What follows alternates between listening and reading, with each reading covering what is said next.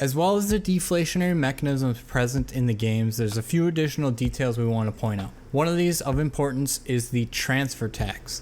This infograph shows you during which transactions you will be taxed on.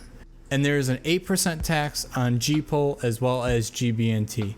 And now 8% is notably high, and there's been plenty of complaints about this. However, it acts as an incredible deflationary mechanism. Also, it keeps people in the ecosystem and playing the games, which is, after all, the whole point of this project, to play games.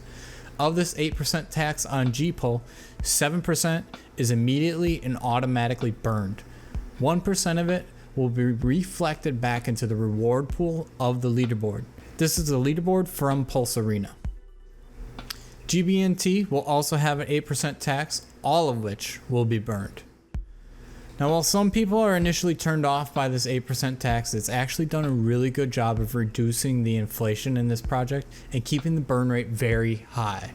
Also, everyone interacting with this project is paying it, so it's not like some are and others aren't.